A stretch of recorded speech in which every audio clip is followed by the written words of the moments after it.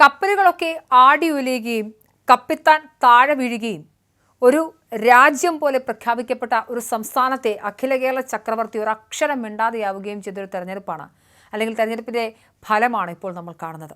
കേരളത്തിൽ U D F തരംഗം എന്നതിനേക്കാൾ ഉപരിയായി ഭരണവിരുദ്ധ വികാരം ജനങ്ങൾ വോട്ട് ചെയ്ത് കൃത്യമായി ചൂണ്ടിക്കാണിച്ച ഒരു ദിവസമാണെന്ന് ചരിത്രത്തിൽ രേഖപ്പെടുത്തേണ്ട ഒന്ന്. കഴിഞ്ഞ 10 വർഷമായി കേരളം ഭരിച്ചിരുന്ന ആൾക്കാരെ ജനങ്ങൾക്ക് മടുത്തു, ഇനി അവരെ ഞങ്ങൾക്ക് കാണുകയേ വേണ്ട എന്ന രീതിയിലുള്ള റിസൾട്ടാണ് അവർ തന്നത്. പക്ഷേ ഇടതുപക്ഷ കോട്ടകളൊക്കെ തന്നെയും, അല്ലെങ്കിൽ എം സ്വരാജിനെ പോലുള്ള ആളുകളൊക്കെ തന്നെയും ന്യായീകരണങ്ങളും ക്യാപ്സുലുകളുമായി രംഗത്തെത്തിയിട്ടുണ്ട്. എം സ്വരാജിൻ്റെ ഒരു പോസ്റ്റ് കുറച്ച് മുന്നേ വായിക്കുകയുണ്ടായി.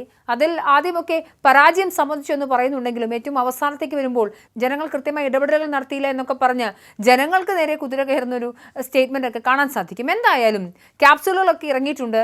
സ്ഥിരമായി ഇവർ പറയുന്ന ഒരിക്കൽ ചെഗുവേര ഫിദൽ കാസ്ട്രോയോട് ചോദിച്ചു, നമ്മൾ തോറ്റുപോയോ, അല്ലെങ്കിൽ നിങ്ങൾ ഞങ്ങളെ തോൽപ്പിച്ചോളൂ, പക്ഷേ അവസാനം തോൽക്കുന്നത് നിങ്ങളായിരിക്കും പോലെയുള്ള കുറേ ക്ലീഷേ വാചകങ്ങളൊക്കെ അവർ അടിച്ചിറക്കുന്നുമുണ്ട്. ഏതായാലും ഇതൊക്കെ കണ്ടിങ്ങനെ ഇരിക്കുന്ന ഘട്ടത്തിലാണ് നടി മഞ്ജു പത്രോസിൻ്റെ ഇൻസ്റ്റാ സ്റ്റോറി ശ്രദ്ധയിൽപ്പെട്ടത്.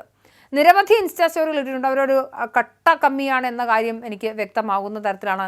അതായത് തെരഞ്ഞെടുപ്പിൽ ഇവരുടെ പരാജയം അക്സെപ്റ്റ് ചെയ്യാനേ തയ്യാറായില്ല, മറ്റാരുടെയൊക്കെ പ്രശ്നം കൊണ്ട്, അതായത് ജനങ്ങളെ നേരെ തിരിയുന്ന രീതിയിലേക്കാണ് വന്നത്. അതിലൊരു സ്പെഷ്യൽ സ്റ്റോറി, അത് കഴിഞ്ഞ നിയമസഭാ തെരഞ്ഞെടുപ്പിലെ പ്രകടന പത്രികയിൽ മുന്നോട്ട് വെച്ച 900 വാഗ്ദാനങ്ങളിൽ 97% ഇതിനോടകം നടപ്പിലാക്കി കഴിഞ്ഞുവെന്ന് മുഖ്യമന്ത്രി പിണറായി വിജയൻ പറയുകയും 2021 പ്രസിദ്ധീകരിച്ച പ്രോഗ്രസ് റിപ്പോർട്ട് അനുസരിച്ച് 600 വാഗ്ദാനങ്ങൾ ഏകദേശം മുഴുവനും പൂർത്തിയാക്കി എന്നുള്ളതും, അതിൻ്റെയൊക്കെ അടിസ്ഥാനത്തിൽ ഒരു 10 വർഷത്തെ ഭരണ നേട്ടങ്ങൾ അക്കമിട്ട് നിരത്തുന്ന ഒരു പ്രോഗ്രസ് റിപ്പോർട്ട് പുറത്തുവിട്ടിരുന്നു. ഇത് വാർത്തയാക്കി കഴിഞ്ഞ മാർച്ച് 30 കൈരളി ന്യൂസ് ഒരു റീൽസ് ഇട്ടിരുന്നു. ആ റീൽസ് മഞ്ജു പത്രോസ് ഇപ്പോൾ ഷെയർ ചെയ്തിട്ടുണ്ട്. അതായത് സ്വന്തമായിട്ട് എല്ലാം അടിപൊളിയാണെന്ന് പ്രഖ്യാപിക്കുന്ന ക്യാപ്റ്റൻ പിണറായി വിജയൻ, എന്നിട്ട് സ്വന്തമായിട്ട് അതിന് ഒരു മാർക്കും A+ കൊടുത്ത് വരുന്നുണ്ട്. ആ മാർച്ച് 30 റീൽസ് ഇപ്പോൾ ഒരുപാട് സഖാക്കൾ അവരുടെ ഇൻസ്റ്റഗ്രാം അക്കൗണ്ടിൽ സ്റ്റോറി ആയിട്ടൊക്കെ ഇടുന്നുണ്ട്. ഈ 2026 കേരള തെരഞ്ഞെടുപ്പ് വരുന്നതിന് തൊട്ട് മുൻപെയാണ് ഈ മുഖ്യമന്ത്രി പിണറായി വിജയനും പ്രതിപക്ഷ നേതാവ് VD സതീശനും തമ്മിലുള്ള സംവാദം നടക്കാൻ പോകുന്ന തരത്തിൽ ചർച്ച വന്നത് ഈ പ്രോഗ്രസ് റിപ്പോർട്ടിനെ സംബന്ധിച്ചായിരുന്നു. LDF സർക്കാരിന്റെ റിപ്പോർട്ട് കാർഡ് ഫേസ്ബുക്കിലൂടെ പുറത്തുവിട്ടുകൊണ്ട് മുഖ്യമന്ത്രിയാണ് സംവാദത്തിന് സന്നദ്ധ അറിയിച്ചത്. പ്രതിപക്ഷ നേതാവ് നേരിട്ടുള്ള ചർച്ചയ്ക്ക് വെല്ലുവിളിച്ചു. എല്ലാ കാര്യങ്ങളും ചർച്ച ചെയ്യാം എന്നൊക്കെ പറഞ്ഞെങ്കിലും അവസാനം ഫേസ്ബുക്ക് സംവാദത്തിനാണ് താൻ സമ്മതിച്ചെന്ന് മുഖ്യമന്ത്രി പറഞ്ഞിട്ട് നൈസായിട്ട് കൈ കഴുകുന്ന കാര്യമാണ് നമ്മൾ പിന്നീട് കണ്ടത്. അതൊക്കെ പോട്ടെ, ഇവിടെ എനിക്ക് ഏറ്റവും എടുത്തു പറയാനുള്ളൊരു കാര്യം, ഫെമിനിസ്റ്റായ മഞ്ജു പത്രോസ് ആ പങ്കുവെച്ച റീൽസിനകത്തൊരു പ്രധാനപ്പെട്ട കാര്യമുണ്ട്. അതിങ്ങനെയാണ്: ഒപ്പം അവൾക്കൊപ്പം സ്ത്രീ സുരക്ഷ ഉറപ്പാക്കിയ 10 വർഷം, അതിന് A+ എന്നാണ് കൊടുത്തിരിക്കുന്നത്. മഞ്ജു പത്രോസിൻ്റെയൊക്കെ സഹപ്രവർത്തകയായുള്ള ഒരു വനിതാ സിനിമാ പ്രവർത്തകയെ ഈ പറയുന്ന LDFൻ്റെ സന്നദ്ധ സഹചാരിയായ TP കുഞ്ഞുമുഹമ്മദ് പീഡിപ്പിക്കാൻ ശ്രമിച്ച ഒരു സംഗതി ഉണ്ടായിരുന്നു. ഞാൻ ഒരു വിഷയം മാത്രമാണ് പറയുന്നത്. ഈ സ്ത്രീ ഈ വ്യക്തിക്കെതിരെ പരാതി കൊടുക്കുകയും മുഖ്യമന്ത്രിയുടെ ഓഫീസ് കൃത്യമായി പരാതി ഫോർവേഡ് ചെയ്യാതെ വരികയും പിന്നീട് ഏറ്റവും ഒടുക്കം ഈ സ്ത്രീക്ക് പൊതുമധ്യത്തിൽ തനിക്ക് നീതി നിഷേധിക്കുന്നു എന്ന് പറയുകയും മനോരമ പോലെ ഒരു പത്രത്തിൽ എഡിറ്റോറിയൽ എഴുതേണ്ടി വരുന്നൊരു സാഹചര്യമുണ്ടായി. ഞാൻ മഞ്ജു പത്രോസിൻ്റെ കുറേയധികം ഇൻ്റർവ്യൂസ് ഒക്കെ കണ്ടിട്ടുണ്ട്. ഇവരൊരു ഫെമിനിസ്റ്റ് എന്ന രീതിയിൽ തന്നെയാണ് എപ്പോഴും സംസാരിക്കുന്നത്. ഫെമിനിസ്റ്റ് ആയ ഒരു മഞ്ജു പത്രോസിന് എങ്ങനെയാണ് ഈ ഇത്തരത്തിലൊരു പാർട്ടിയുടെ ഈ സിസ്റ്റത്തെ ഇപ്പോഴും പിന്തുണയ്ക്കാൻ സാധിക്കുന്നത് എന്നൊരു ചോദ്യം ഇവിടെ ബാക്കിയാവുന്നുണ്ട്.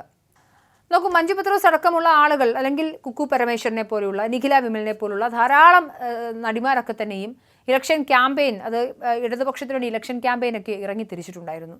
ഇവർക്കൊക്കെ എങ്ങനെയാണ് ഇത്ര നിർലജ്ജം ഇത്തരം സ്റ്റേറ്റ്മെൻറ്റ് പുറത്തിറക്കാൻ പറ്റുന്നൊരു ചോദ്യമുണ്ട്. ഇനി ഇതിൻ്റെയൊക്കെ മറ്റൊരു വശം കൂടിയുണ്ട്. ഇവരെല്ലാം തന്നെ എടുത്തു പറയുന്നത് കേരളത്തിൽ വീട് കൊടുത്തു, അല്ലെങ്കിൽ കേരളത്തിൽ അടിസ്ഥാന സൗകര്യ വികസനം ഉണ്ടാക്കി, അല്ലെങ്കിൽ അതിദാരിദ്ര്യമില്ലാത്ത സംസ്ഥാനമായി കേരളത്തെ മാറ്റി എന്നുള്ളതൊക്കെയാണ്. അതിദരിദ്രമില്ലാത്ത സംസ്ഥാനമായി കേരളത്തെ മാറ്റി എന്നുള്ളതൊക്കെ വെറും തള്ളു മാത്രമാണെന്ന് പിന്നീടുള്ള കാര്യങ്ങളൊക്കെ നമ്മൾ തെളിച്ചു. നോക്കൂ, നമ്മൾ വികസന പ്രവർത്തനങ്ങളൊക്കെ പറഞ്ഞ് വോട്ട് മേടിക്കാം, പക്ഷേ ഒരു മനുഷ്യന് നിങ്ങൾ കൃത്യമായി ഭക്ഷണം കൊടുക്കാനും ആ നാട്ടിലെ ജനങ്ങളുടെ അടിസ്ഥാന സൗകര്യ വികസനത്തിന് വേണ്ടിയും പാർപ്പിടം കൊടുക്കാനും വസ്ത്രമുണ്ടോ എന്ന് ഇല്ല എങ്കിൽ അത് കൊടുക്കാനും ഒക്കെ വേണ്ടിയാണ് ജനപ്രതിനിധികളെ തിരഞ്ഞെടുക്കുന്നത്. അടിസ്ഥാന ആവശ്യങ്ങളൊക്കെ പൂർത്തിയാക്കുന്ന ഉത്തരവാദിത്തം അവരുടേതാണ്.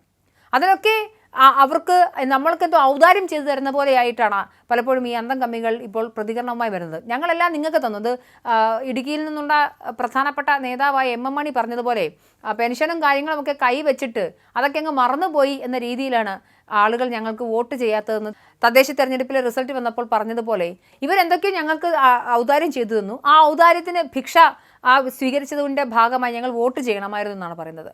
വികസനം നടത്തിയിട്ടുണ്ട് എന്നവർ ക്ലെയിം ചെയ്യുന്നുണ്ട്.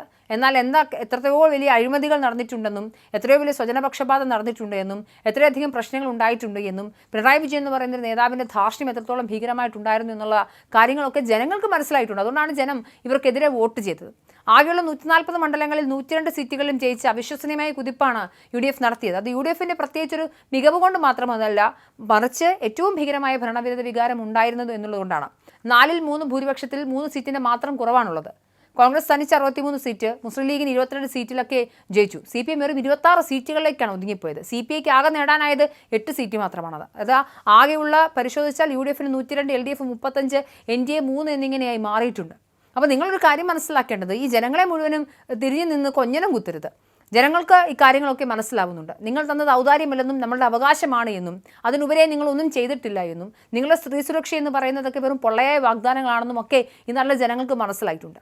ആ ജനങ്ങളുടെ തീരുമാനത്തെ മാനിക്കാനെങ്കിലും സൈബർ സഖാക്കളും ഇടതുപക്ഷ ഫെമിനിസ്റ്റുകളും ഒക്കെ ഒന്ന് ശ്രമിച്ചാൽ നന്നായിരിക്കും.